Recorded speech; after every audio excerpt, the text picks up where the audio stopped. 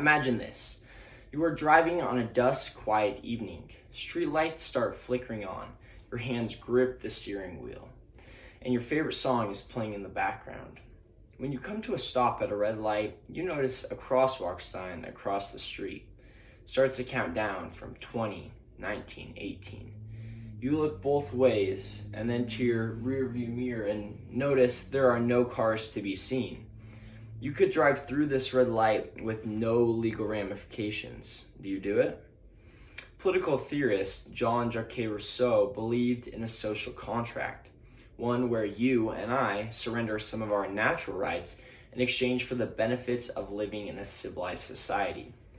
Luckily for you and me, the US government essentially follows this social contract as well. These natural rights can be found in the First Amendment. Yet our current society is somewhat removed from how rights are supposed to function. To go further than what Rousseau's social contract states, there is a fee to being an American citizen. Yes, we have our inalienable rights, but to be a patriotic citizen that our founding fathers would be proud of, you have to do more than just exist on American soil. To be a true patriot, you have to pay the fee that is due to all Americans. You and I were born into this country that is in the midst of a great experiment to test whether man can govern himself, this relatively new idea of popular sovereignty. Those before you and me proved that no dictator or tyrant is needed to provide the guidance that men and women can provide for themselves. Yet, man still comes with faults. That is why our government is a bulwark to the natural impulsivity of man, to the best of its ability, protecting us from irreparable decisions. While the past 248 years haven't been perfect, they have been productive enough to be a place that foreigners dream of. We are the shining city upon the hill. We are the world's superpower. We are a place that is safe for democracy. Yet, we cannot afford to be mere spectators on this exceptional team. For we to continue, you have to pay your dues, pay your fee. Looking back to the social contract theory from the beginning, the social contract has expanded and changed in proportion to race, religion, or culture. There are all these different social contracts that exist in different places. Don't get me wrong, you still have to give up natural rights for the right to live in a civilized society, but it goes far deeper than that.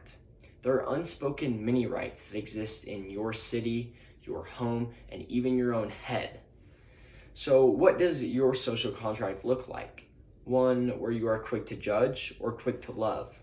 One where you build up your resume or where you build up others? Where you fear man or where you fear God? It is for each person to strive to improve their social contract, knowing that we live in this land where we are given the right to live in a civilized society. Therefore, it is our duty to devote ourselves to making our social contracts more patriotic. Simply, that is the fee, devoted to improving one's social contract.